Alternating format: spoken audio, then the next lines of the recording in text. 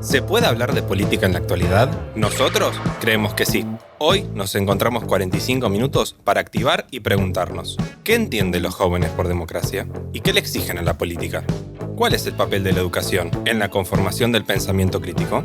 ¿En qué espacio se dan los debates en la actualidad? ¿Qué pasa con los discursos que cuestionan los consensos sobre la historia reciente? Una docente de historia y estudiantes en formación debaten sobre cómo se vinculan los jóvenes con el sistema democrático. Bienvenidos y bienvenidas al tercer capítulo de Activar 45 minutos. Hoy, 10 de diciembre, nos acompaña Rocío Parga, docente de historia, Melina Fernández, representante del sector de educación Activar, y Julieta Mandará, representante del sector de territorio y desarrollo social de Activar. Para empezar, Rocío, ¿por qué el 10 de diciembre es un día tan importante para la democracia argentina? Bueno, en primer lugar, muchas gracias por la invitación, gracias chicos por compartir este espacio, gracias chicas también por invitarme a esta charla, a esta conversación de un tema tan interesante, tan necesario ponerlo en debate y en discusión, y celebro que así sea. Bueno, el 10 de diciembre lo que conmemoramos es lo que comúnmente se denomina el retorno de la democracia a nuestro país después de un largo proceso, triste proceso que tiene que ver con la última dictadura militar. Y quisiera problematizar esto del retorno porque muchas veces parece que es una palabra que no le hace justicia a la lucha y a todo el proceso que llevó a recuperar la democracia. Entonces, en esta acción de recuperación creo que hay mucha más tela para cortar y muchas cuestiones para preguntarnos de cómo se dio ese proceso.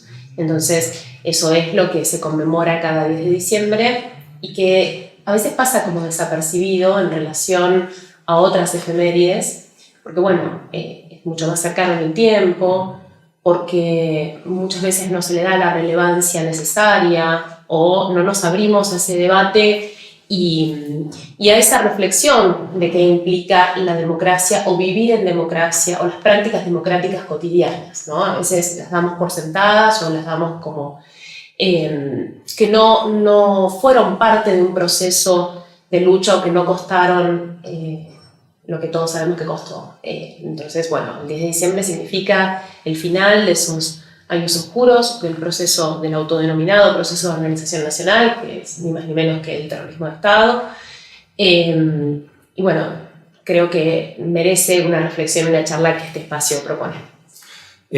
Justamente cuando mencionabas esto de que quizás pasa un tanto inadvertido, también puede verse relacionado con que ya está asentada la democracia en nuestro país, afortunadamente. Quería consultar a todas las presentes cuáles creen que son las diferencias o cómo le ve cada uno el vivir en democracia, tanto gente como nosotros que ya ha nacido, toda la gente que ha nacido en democracia, quizá nosotros mucho más cercanos a este tiempo, o también la primera democrática. ¿Cómo lo vive cada uno? Y yo creo que más que nada es esto que vos decías de que nosotros medio que lo damos por hecho, al menos, bueno, nosotros creo que somos todos nacidos en democracia, no lo tomamos como una conquista sino algo que se da por hecho. Y también lo digo por mí, en un montón de cosas que yo veo el día de hoy que por ahí atentan contra la democracia, y yo medio que en el fondo digo, nada, ¿cómo se va a atentar contra la democracia? Como que no lo veo como algo posible que podría llegar a pasar. Creo que nos falta como valorizar que fue toda una lucha, una conquista, que sí creo que lo tienen las otras generaciones, porque he escuchado a mucha gente hablar de cómo fue la vuelta a la democracia y todo el mundo se acuerda qué es lo que pasó en el momento en el que volvió la democracia ese 10 de diciembre, la gente lo recuerda y también como que lo pone en valor. Entonces creo que para ahí esa sería como la mayor diferencia que habría. Sí, yo agrego a lo que ya también dijeron, que es necesaria, que es la formación en historia reciente, ¿no? Porque uno tiene tan incorporado esto que no revisa lo que pasó, no se cuestiona con lo que pasó también. Me parece que eso es algo como que quizás hay que fomentar un poco más, ¿no? Yo claramente pertenezco a otra generación, pero bueno, también por mi formación hay algo de esa reflexión acerca del valor de ese proceso que llevó a la recuperación de la democracia y cómo se fue construyendo y cuántas veces esta palabra que usaba Julieta hace un momento atentado o cuántas veces ha peligrado la democracia o en qué situaciones nuestra vida en Estado de Derecho y en democracia no sé si la palabra peligra, pero sí se pone en juego. Creo que, valorar esos primeros tiempos, ese inicio, eso que se denomina la primavera democrática, porque realmente fue un reencuentro con un modo de participar, de hacer política, de vincularse socialmente. La dictadura, como ustedes saben, quebró lazos sociales que costó mucho tiempo recuperar. Entonces hay una serie de, así como también en procesos subterráneos se fortalecieron otros, pero bueno, el objetivo incluso de su plan económico tuvo que ver con eso. Seguramente en sus familias, cuando ustedes lo conversan, va a haber personas más grandes que les comenten, bueno, yo fui a votar o a participar con mucha alegría, con mucho entusiasmo, con mucha esperanza. Parecen palabras que a veces le bajan como el precio a ciertas cosas que tienen que ver con cuestiones más emocionales. Pero sí quedarnos con eso, ¿no? ¿Qué significó para los argentinos, para las argentinas, todo ese proceso de campaña, de elecciones y luego, del gobierno de Raúl Alfonsín, que fue el primero luego del proceso y de la dictadura militar? Justo salía también entre las respuestas esta cuestión de quizás cuestiones que atenten contra la democracia o discursos que atenten contra una determinada forma de ver todos los procesos que fueron ocurriendo entre los 60 y el principio de los 80. Y quería traer esto a colación más que nada porque con la irrupción de un nuevo partido político que ha roto este bipartidismo desde que se daba entre 2003, entre el PRO y conocido el kirchnerismo, también surgen nuevas lecturas históricas, principalmente la figura de Alberdi, la figura de Roca, la figura de Sarmiento, pero quizá la que más relevancia ha tenido es una nueva lectura acerca de esto ocurrido durante la última dictadura militar y quizá también antes, la figura de ERP, Montoneros, la FARC y la cifra de desaparecidos. ¿Cómo creen cada uno de ustedes que eso puede llegar a afectar y cómo lo ven también ustedes? ¿Quieren que responda yo? Creo que tiene que ver más con las vivencias. Es interesante también conocer las vivencias de ustedes, que tienen que ver con esta percepción de los jóvenes, su vivencia de los jóvenes acerca de la democracia y de estos discursos negacionistas, en algunos aspectos o en todos los aspectos.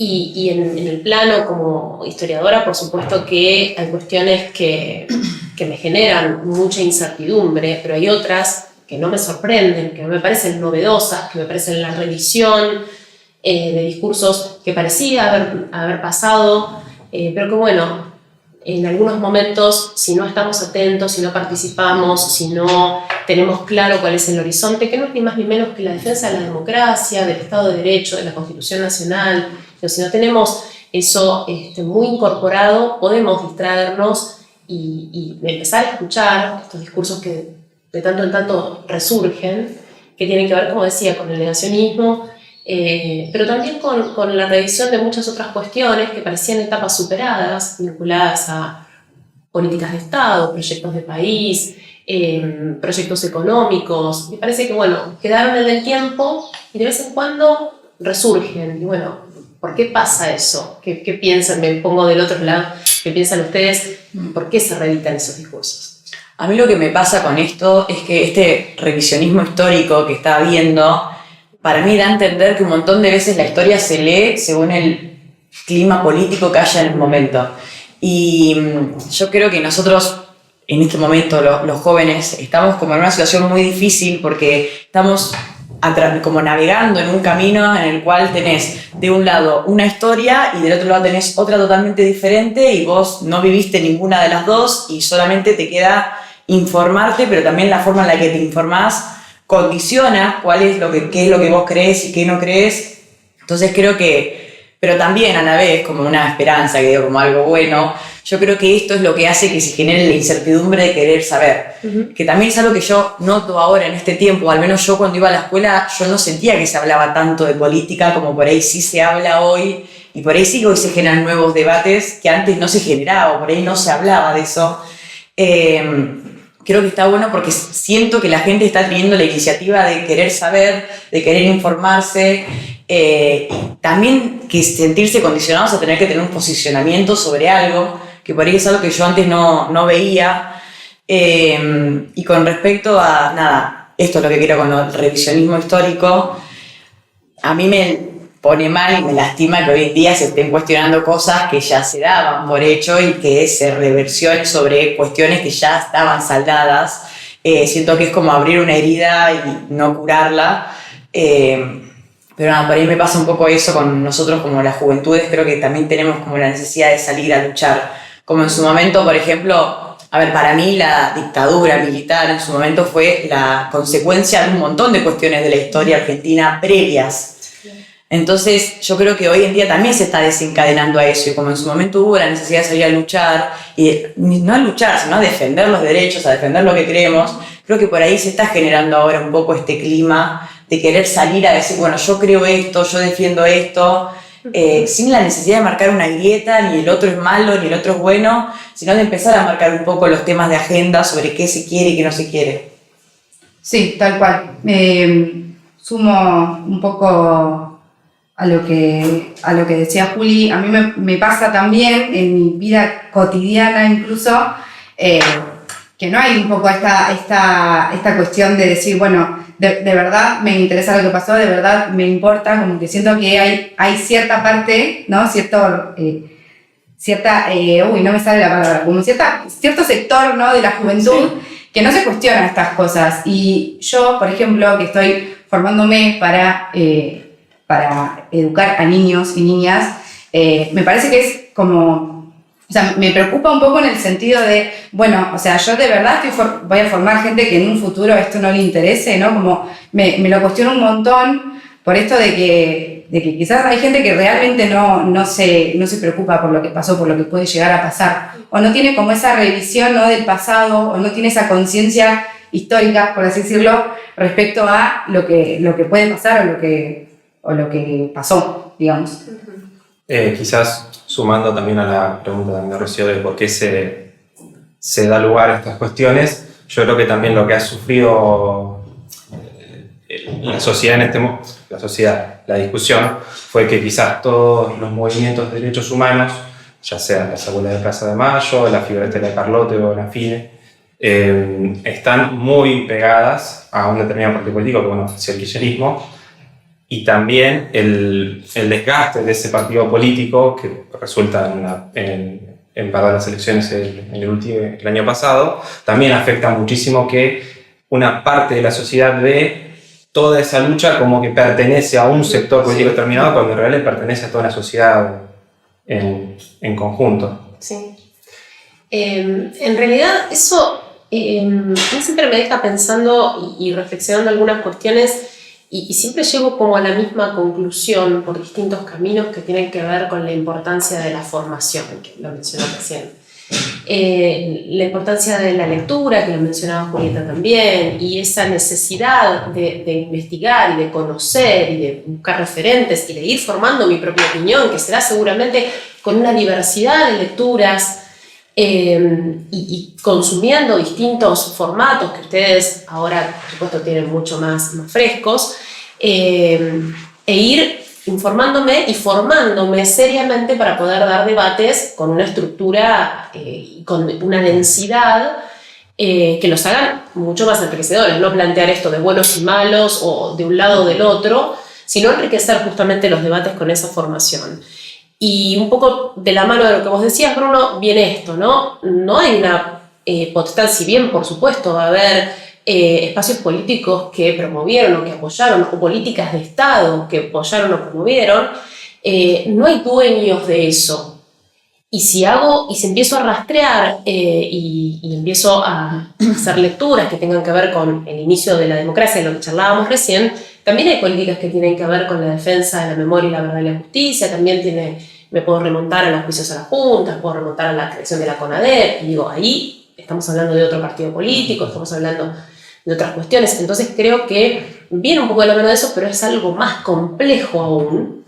Y con respecto a lo que decía Julieta acerca de, yo antes no veía, o creo que no, corregime si no fueron exactamente tus palabras, pero no había tanta gente involucrada o hablando. Yo creo que son distintos momentos históricos y muchas veces son distintas percepciones subjetivas, porque yo estoy en otra cosa y a lo mejor me interesaban otras cuestiones y no estaba tan perceptiva o tan atenta, pero siempre se dan espacios de discusión política, a veces más visibles, a veces menos visibles, a veces me interesan más, a veces me siento convocada a participar, a veces no, a veces son muy cerrados y no generan esta apertura a voces nuevas.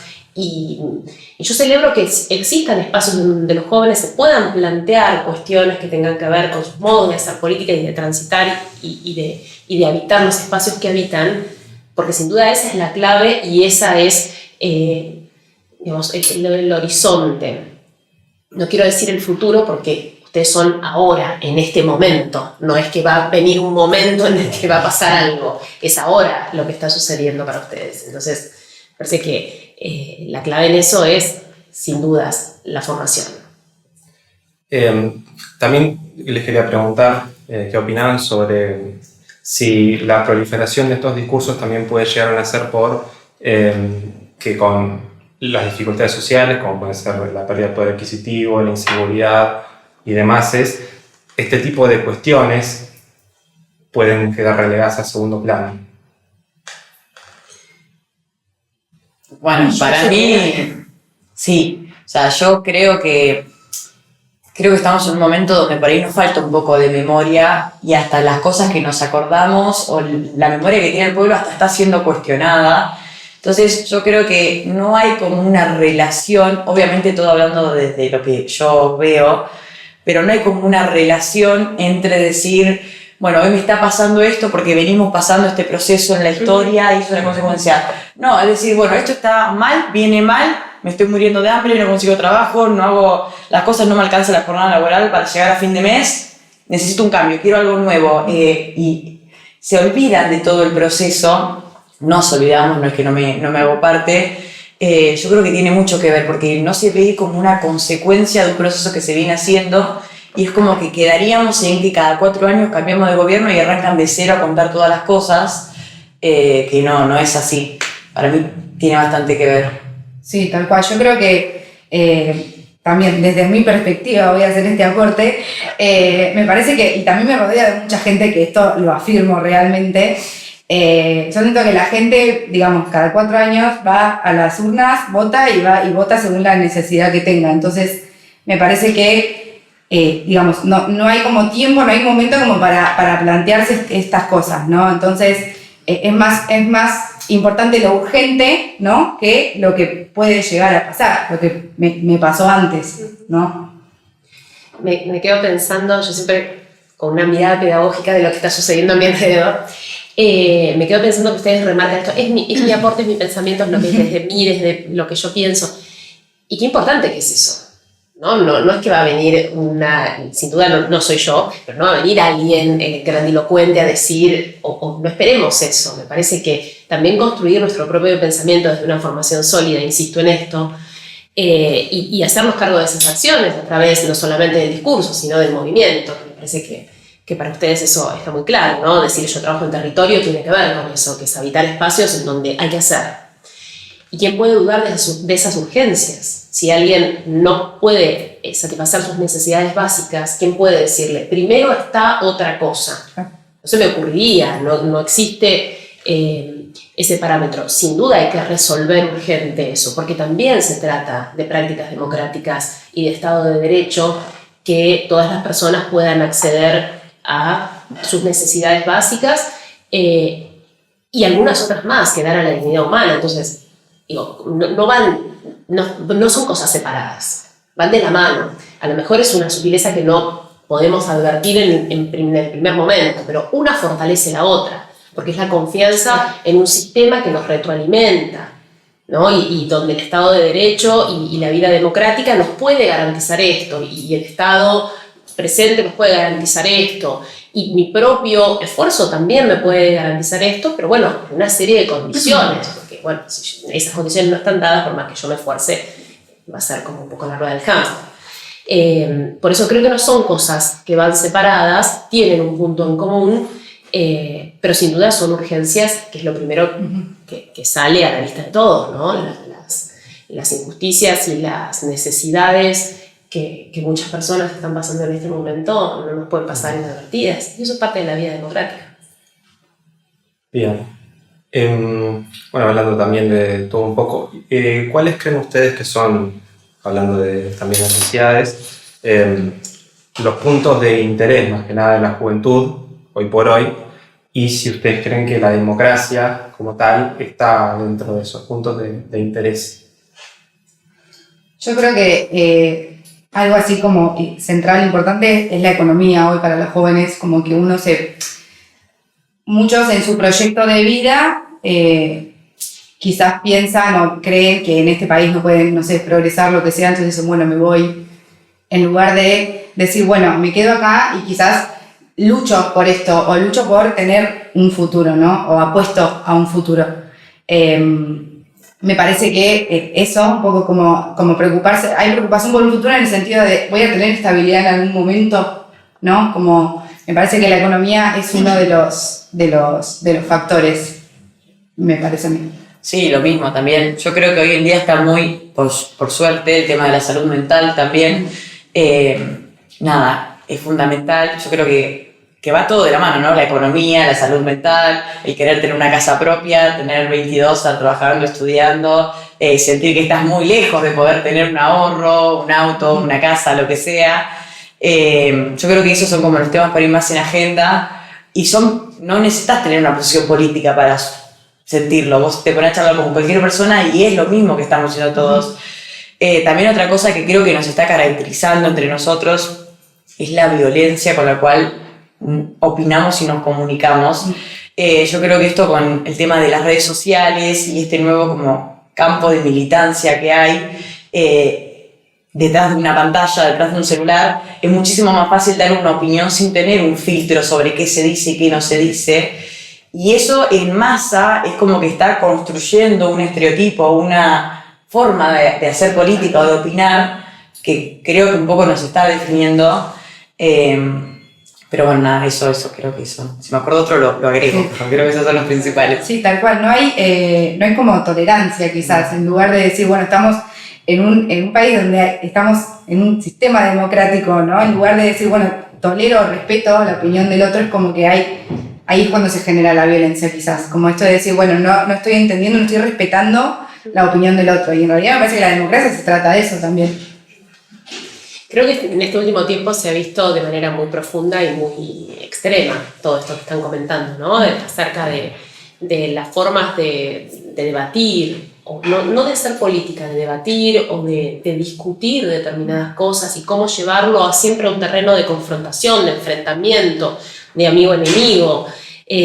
Bueno, desde discursos de personas muy importantes aparece esa imagen. Entonces, bueno, tal vez los jóvenes pueden confundirse en ese sentido. Yo no lo creo así, yo creo que tienen muy claro hacia dónde van y que muchas veces sí, los adultos podemos ser referentes de algunas cosas, pero ustedes ya tienen una construcción y un proyecto que va por otro lugar y sus propios modos de hacer. Y si bien es cierto esto que plantean ustedes acerca de la violencia, no hay otro modo de nombrarlo, los discursos de odio dentro de las redes sociales o la falta de tolerancia, que son totalmente incompatibles con la vida democrática, pero que suceden dentro de nuestra sociedad y no lo podemos ignorar, y que se trasladan después a otros ámbitos que son muy preocupantes, porque no solamente suceden en la virtualidad o ese espacio donde yo, bueno, tengo el poder de atacarte o de herirte, pero bueno, es dentro de esa virtualidad, que no es menos malo, pero bueno, me preocupa cuando ya pasa a otro plano también, y lo estamos viendo. Creo que eso, si bien existe y es muy preocupante, también existen otras cosas dentro de la juventud. No es solo eso, también existen otros espacios de participación, otros modos de hacer política, y yo creo que también es eso, ¿no? Estar atentos a esas otras maneras de hacer, en primer lugar. Y en segundo lugar, lo primero que ustedes mencionaron, que tienen que ver con los proyectos de vida, tienen que ver con la cuestión económica y hacia dónde voy, cómo construyo mi proyecto, cómo construyo un proyecto con otros, que también esta idea de lo colectivo, que no se pierda, ¿no? Cómo construyo un proyecto con otros. Creo que bueno, ahí también se nos juega qué proyecto de país se nos presenta o qué proyecto de país se les presenta a los jóvenes, o qué espacio se les asigna ahí, o qué es atractivo, o por qué es tan atractivo irme, ¿no? O resulta para algunas personas irme mucho más atractivo, que podrían ser elecciones personales, subjetivas y libres, ¿no? Decir, bueno, mi proyecto pasa por, no sé, viajar, trabajar en otros lugares o en otros espacios, y también estaría muy bien, en tanto y en cuanto yo pueda construir también acá y decidir o uno u otro. Creo que hay muchas preocupaciones entre los jóvenes que se manifiestan de distintas maneras, a veces desde el silencio. Entonces nos toca a otras generaciones saber escuchar todo eso. Julieta mencionaba la salud mental recién, creo que eso es una gran preocupación. No sé si está visibilizada de la manera que debería, o con la seriedad o con la profundidad que debería ser visibilizada y atendida. Pero bueno, luego de la pandemia, en los jóvenes ha dejado una marca y una huella a la que hay que prestar atención. Siguiendo la temática de la juventud, ¿quiénes creen que son los referentes políticos dentro de la juventud acá en Argentina? A ver, yo también lo que creo con esto es que hay como una falta de representación en el sentido de que no hay una persona o un determinado grupo de personas que sigamos, sino como que estamos todos medios al libre albedrío. Si tengo que nombrar referentes, me sale Ofelia Fernández, pero tampoco es que hay un grupo que la siga a ella, simplemente como personas que van guiando más o menos por qué lado vamos el camino, pero no así como ha habido en su momento referentes que se siguen. No sé, me sale ella, no sé qué más podría ser. No, yo coincido, o sea, realmente no tengo una persona así como puntual, sí, porque me parece que hay como cierta necesidad quizás de referentes políticos que de verdad nos acompañen en esto. Creo que estamos en otro tiempo, ¿no? Donde las referencias así concretas parecen justamente de otro momento. Creo que la juventud tiene sus propias maneras de hacer política y a veces no es siguiendo un referente particular. Creo mucho en lo colectivo, me parece que a la mayoría de los que están acá pasa por ahí, por proyectos que integren muchas cuestiones y no una sola persona. Creo que hay espejos también donde mirarse y donde decir yo no quiero esto, o sí quiero algunos aspectos, claro, de este liderazgo y quiero construir otros. Parece que tienen herramientas como para cambiar la cosa y transformar esos estilos de liderazgo, inclusive también. Me parece que es el momento para eso, para esos recambios de estilo, con anclajes, por supuesto, porque bueno, como historiadora les voy a decir, sí, hay referencias y referentes constantemente en la cabeza de quien emprende cualquier proyecto. Bueno, yo quiero parecerme a, o tener este estilo, o me inspiró, y eso no tiene nada de malo, al contrario. Ha sido una inspiración, o su lucha, o su proyecto, a mí me conmueve, o me convoca, y bueno, eso está muy bien. Pero creo que es un tiempo en el que tienen nuevas ideas y nuevas formas. Sí, yo también creo exactamente lo mismo, pienso. Mira, para mí está bueno como probar algo nuevo, ¿no? Como decir, bueno, no tenemos a nadie, ¿qué vamos a hacer? O sea, ¿qué es lo nuevo que va a salir esto? Porque también tener referentes tan marcados ha llevado a que un montón de cuestiones se apeguen a esos referentes y que toda una cantidad de gente quede pegado a eso. Entonces yo también creo que estamos como en el momento de decir, bueno, ¿qué vamos a hacer ahora? O sea, ahora que estamos con lo colectivo, la patria es el otro, y un montón de cuestiones que conllevan a lo grupal, bueno, ¿qué vamos a hacer con esto? Que creo que también nosotros un montón lo llevamos adelante como actividad. Sí, tal cual, hay un posicionamiento ya construido en los jóvenes, entonces eso te da el pie de decir, bueno, no, de esto tomo esto, pero de esto claro, no comparto. ¿Y dónde creen que se dan? Justo mencionaste actividad, pero ¿dónde se desarrollan estos espacios de debate dentro de la juventud? Aparte, bueno, obviamente de las redes sociales, ¿dónde creen que se desarrollan, dónde se pueden desarrollar? Yo lo digo, obviamente, no como joven, sino como quien acompaña desde distintos roles a los jóvenes. Creo que sí, las redes sociales son uno, pero no son exclusivamente eso. Yo veo mucha potencia en los espacios, mucha potencia en caminar y habitar distintos espacios, que puede ser, y no ser plenamente consciente que estoy haciendo un ejercicio político, porque a veces parece que lo político es solo lo partidario, y hay cosas que se pueden hacer desde ese lugar que no necesariamente son partidarias.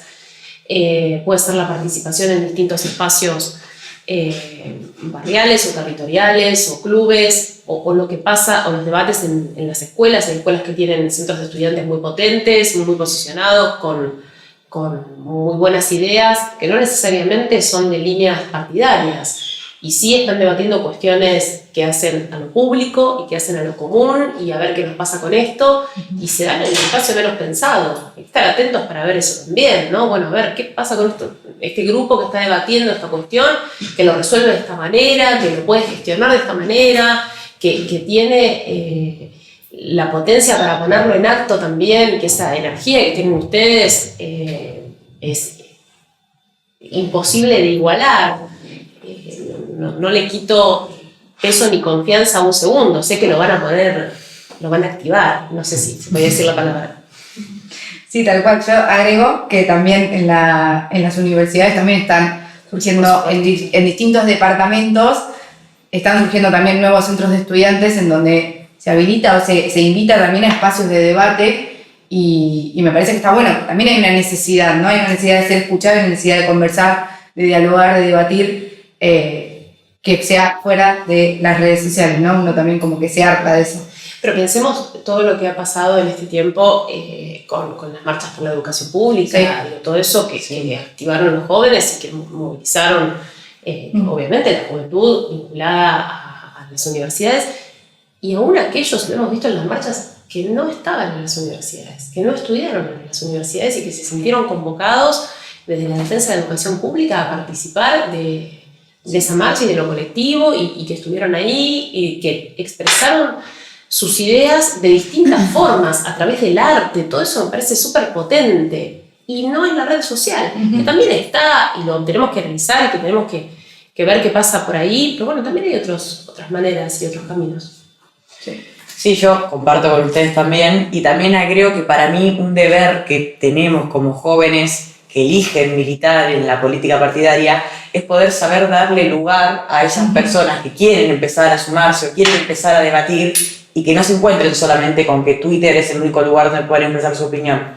Por ejemplo, nosotros tuvimos el foro de debate y fueron un montón de gente y estaban ahí hablando y debatiendo ideas, y creo que eso es, o sea, creo que el camino va por ahí, ¿no? De poder dar lugar también a aquellas personas que no se sienten representadas por nada o todavía no encontraron, quieren hablar. Para mí está como un deber que siento que tenemos. Lo que pasa es que el cara a cara y el poner el cuerpo cambia todo. Sí. Cambia todo. Ahora, vos tenés que tener la convicción de hacer eso, tenés que sentirte fortalecido con otros y en otros u otras para hacer eso, para llegar a dar ese debate en el que muchas veces tenés barreras o trabas porque te parece que va a ser con la intensidad del de la red social. Sí. Y la realidad es que cuando yo te miro a la cara, veo otras cosas.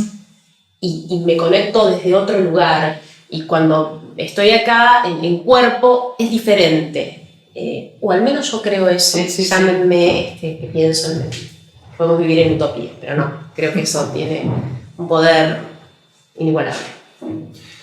Justamente cuando hablamos de las cuestiones de lo presencial, aprovechando tu rol como docente, ¿vos sentís que dentro de las aulas se habla de estas temáticas? Dentro de las aulas se habla de todo. Las aulas son un espacio privilegiado para un intercambio rico que se da y que solo conoce aquellos que pasan por las aulas. Porque a veces opinamos, no, porque resulta que estuviste en esa clase, que se da y que es única e irrepetible, porque nadie da dos veces, no quiero decir clase, el mismo encuentro, no sé, otra vez con el tema de poner el cuerpo y estar presente. No se da nunca dos veces la misma experiencia, ni para uno ni para otro, y los docentes salimos enriquecidos de ese intercambio, y muchas veces, ustedes me pueden negar en cámara, se dan debates en los cuales ustedes tienen otras opiniones o traen otras lecturas, y bueno, y empezamos hacer un intercambio ahí. Yo creo y estoy absolutamente convencida y soy una apasionada de eso, si no, no me dedicaría a lo que me dedico, y me sigue sorprendiendo lo que sucede allí. Por eso me siento incómoda cuando se opina desde afuera de esas cuestiones, porque lo que sucede realmente es muy rico, porque se atiende desde el contenido puro y duro hasta todos los emergentes que suceden en el aula, en el momento en el que eso está ocurriendo y en el que uno propone o invita a otro a conocer y a hacerse preguntas, porque de eso se trata, ¿no? Yo te invito a hacerte preguntas acerca de esto y a que puedas poner en juego lo que vos sabías sobre esto, que puedas sumar lecturas y que puedas también plantear cosas nuevas que a mí no se me habían ocurrido, porque no soy la dueña del saber, ni muchísimo menos. Entonces en las aulas se habla de muchas cosas, se habla de política también, y eso no quiere decir que sea política partidaria. Se habla de las necesidades de los jóvenes, y eso no quiere decir que no esté haciendo adoctrinamiento. Los temas más intensos, más jugados, con los que uno puede decir, bueno, me siento incómodo, estoy saliendo del diseño curricular, salen de los mismos jóvenes. No es que uno llega con un librito, ahora voy a instalar este tema. Eso, bueno, nadie estuvo en un aula si dice eso. Subestima a un otro, ¿no? Dice, bueno, yo ahora les voy a decir que piensen esto. Por favor, ¿qué pasó por ahí? Por el aula esa, nadie. Por eso creo que bueno, genera un ruido cuando uno dice, bueno, ¿qué es lo que está pasando en las escuelas, o qué está pasando en las universidades, o qué está pasando en el aula? Porque pasan muchas cosas. Y son todas parte de un crecimiento colectivo que muchas veces si uno no lo conoce, le genera cierto ruido. Y también para charlar por fuera de las aulas, también cómo se hablan estos temas, quizás con gente más infancia, haciendo énfasis en infancia, preadolescencia, cómo se tratan estas temáticas. Yo tuve la oportunidad de transitar también aulas con niños, y digo, qué importante que es habilitar la pregunta, qué importante es habilitar el cuestionamiento a lo que estás leyendo, a lo que estás estudiando. Me parece que es fundamental dar ese espacio a infancias, adolescencias, y al preguntar, bueno, ¿por qué? ¿Por qué te estás preguntando? O sea, te lo estamos preguntando en serio, ¿por qué puede pasar esto? ¿Por qué? ¿Qué es lo que pensás? No se da tanto lugar a, bueno, ¿qué pensás vos respecto a esto? Y me parece que eso es fundamental. Los chicos tienen muchas preguntas, y me parece que muchas veces nosotros, como yo como futura educadora lo digo, me parece que es fundamental el poder resolver esa duda. Es decir, bueno, no te quedes con la duda. Cuestionate en serio, preguntarte en serio, y ojalá después, cuando te vayas de acá, puedas irte con otro posicionamiento, ¿no? Por eso digo que a veces hay como una mirada que no es ingenua, no queremos ya en la ingenuidad, acerca de lo que sucede en el aula. Como si yo voy a venir con una cajita que voy a depositar y entonces todos ustedes se van a vengar de eso. Y en realidad sucede a veces lo contrario, que las preguntas y las cuestiones vienen desde otro lugar. Ahora, en esto, por supuesto, los docentes, los adultos tenemos una doble responsabilidad en nuestras respuestas, en estar formados para eso, en tener una visión profesional de nuestras intervenciones. Nadie puede imaginar nunca que las intervenciones van a ser azarosas o despreocupadas o irresponsables. Digo, quien piensa eso no han visto las aulas. Pero como decía Nevi, justamente las preguntas son infinitas. No es que vos vas a entrar y es, bueno, voy a dar la batalla de la vuelta de obligado, ¿no? Escuchen atentos, bla, bla, bla. No va a pasar eso. Va a haber un intercambio y tampoco se da así la historia, pero bueno, claro, digo, eso es un ideal que tiene alguien que, no sé, qué canal miro. Sí, que no transita las aulas. Si no transita las aulas. Entonces sí. Eso, tiene que haber ahí como una confianza y un respeto profesional acerca de la labor de cada docente, pero también del intercambio que sucede con los estudiantes, que es sumamente rico. Y por más que yo tenga, chicos, hoy no voy a hablar de los vasos, y me van a preguntar de los vasos. Y se va a dar el debate, si no, atrás, en la parte final del aula, acerca de los vasos. Sí. Va a pasar eso, no. Querer negarlo, bueno, es un poco, otra vez me voy a utopía. Sí, yo creo lo mismo, o sea, yo creo que el debate se va a hablar igual, o sea, ellos van a buscar, y qué mejor que uno darle información o las herramientas necesarias para que lleguen a conclusiones fundamentadas. Yo por ahí no transito espacios de aulas, pero sí estuve varios años en exploradores y también voy a un oratorio, y la realidad es que quieren saber, y si vos le decís que no, fomenta más también la duda y buscan por otros lados. Y con respecto al tema de la democracia, es como casi como cuando nadie te quiere contestar algo y vos recaes a buscar en internet porque o te da vergüenza o porque te miraron con mala cara cuando lo preguntaste, y eso fomenta la desinformación porque después se repite, se comenta. Yo creo que eso es lo importante, ¿no? Como capacitarse uno para poder estar a la altura de las circunstancias como persona. Y también poder acompañar los procesos. Yo pensaba también en la educación no formal, ¿no? Sí. Se llama esto que mencionabas vos recién, y espacios que se transitan en la educación no formal. Dentro de las aulas tenemos cuestiones que tienen que ver con diseños curriculares, cuestiones que tienen que ver con programas de estudio, tenemos la libertad de cátedra dentro de la universidad, pero que se circunscribe a un programa, y bueno, hay como una serie de estructuras de las cuales no nos podemos correr, y que hacen de ser escuela, pero bueno, hay otros espacios como la educación no formal en la que se dan otras preguntas, que bueno, también son, preguntaba Bruno hace un rato quiénes son los referentes de los jóvenes, también tal vez tengamos que actualizar un poco la mirada. Los referentes hoy son otros, no estamos pensando en grandes hombres y mujeres, estamos pensando en un oratorio hay una chica que para mí fue referente porque, entonces ahí vendría otra pregunta anterior que es ¿qué es ser referente? ¿No? Pero bueno, no sé si compaginé todo. No, por favor. También para ir retomando varias de las temáticas de las cuales se han tratado, es una pregunta que es un poquito más, no compleja, pero bueno, se da para libre interpretación. La importancia que tiene dentro de la conformación de una sociedad todos estos discursos históricos, el cómo interpretar la historia, todos estos procesos de la democracia, del proceso de la recuperación de la democracia, qué lugar tiene. Mira, no sé si vale que la conteste yo. Yo no entiendo la vida en sociedad, en comunidad, sin la historia, ¿no? No la entiendo ni como disciplina ni como profesión, pero tampoco la entiendo como esa serie de herramientas que uno tiene para interpretar lo que está sucediendo. Y me han escuchado muchas veces decir por ahí chistes o tonterías, que es como nada sorprende a un historiador, porque de alguna manera hay cuestiones que se van repitiendo como un ciclo, a veces trágico, ¿no? Decir, bueno, esto ya lo vivimos, esto ya pasó, esto no es novedoso, esto es una reedición de algo que ya no funcionó, ¿por qué volvemos sobre eso?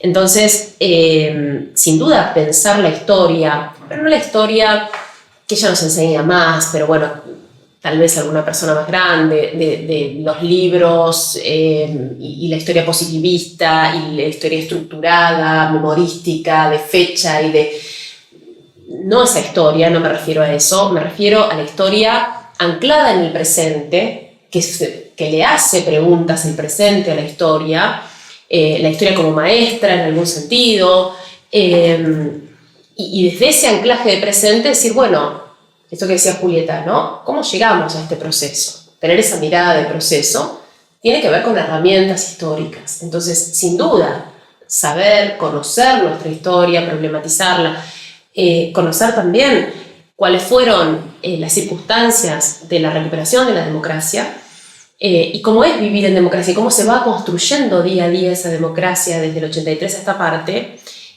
son claves para entender nuestro presente. Y no son cosas viejas ni chismes del pasado. Tienen que ver con cuestiones de actualidad que nos interpelan día a día, y bueno, la historia es como herramientas para trabajar eso. Sí, a mí me parece muy necesario el reconocer y saber acerca de la historia de nuestro país para conformarnos como sociedad, porque me parece que esto, ¿no? Vuelvo a lo que ya había mencionado antes de la conciencia histórica. Bueno, uno tiene que entender, reconocer lo que pasó antes para poder comprender lo que va a venir después, ¿no? Y me parece que es muy, aportando esto, es muy necesario, muy necesario. Obvio que pienso lo mismo. pero a mí me parece que hoy en día también queda muy tapada por las cuestiones que interfieren en la vida de las personas y que no queda tan claro eso de que es una consecuencia del proceso que venimos viviendo, porque yo siento que se hace mucho la reflexión de decir, bueno, sí, tenemos un logro con lo de la democracia, pero hoy la realidad es que a mí no me alcanza. Entonces, a mí lo que me importa es el que me dice qué es lo que va a pasar ahora con lo que a mí no me alcanza. No me importa si él cree o no cree en la democracia, cómo mover las cosas. Sí creo que es muy importante tener memoria y entender todo esto de que es como un proceso con sus consecuencias. Bien, ahora medio breve y como forma de balance, les quería preguntar cómo caracterizarían a la nueva generación a quien se le pasa la posta políticamente, tanto eso, como sujeto político. O sea, nosotros... También. ¿Cómo me caracterizaría? No, estoy pensando, Piensen tranquilas. A repetir. Yo solo quiero agregar, como mientras lo piensan, lo que van a contestar, es algo que dijo Julieta, que tiene que ver con las deudas de la democracia. No es que todo va a ser maravilloso porque vivimos en democracia, pero evidentemente es el mejor sistema, ¿no? Y este sistema que nos plantea el Estado de Derecho, que nos plantea el respeto a la Constitución Nacional, todas estas cuestiones tienen cosas por saldar, tienen deudas todavía, tienen camino por recorrer, no es que todo mágicamente se resuelve. Y ahí está, creo, un poco lo que uno esperaría de nuevas generaciones. Sigo pensando que no es en el futuro, es ahora eso, ¿no? Que son estas nuevas formas de mirar, estas nuevas ideas, otras formas de resolver viejos problemas. Yo pongo la esperanza en eso, ¿no? Es decir, que desde la formación, pero también desde una mirada joven y desde esa energía salgan nuevas soluciones a viejos problemas. Sí, yo creo que hay mucha preocupación, mucha necesidad, quizás, por algo estamos acá, de ser escuchados, de escuchar, de formarse también. Así que me parece que se apuesta a esto, ¿no? Se apuesta a la preocupación por un proyecto de vida, por un posicionamiento y hay mucha necesidad por esto. Yo creo que la caracterizaría como, de cualquier posición política, de cualquier cosa, como una generación que tiene un descontento con el pasado, pero que tiene unas ganas de hacer por el futuro. Que no es que le pasa por al lado si hacen o no hacen, sino que tiene la intención de tomar la iniciativa en hacer cosas. Creo que esa sería por ahí la mejor definición que me saldría. Bueno, les agradezco muchísimo el poder sentarse acá, hablar de estas temáticas tan importantes, darnos su tiempo y bueno, damos por concluido el episodio, así que te reitero, muchísimas gracias. Muchas gracias a ustedes, un placer estar acá, gracias por compartir este momento. Gracias.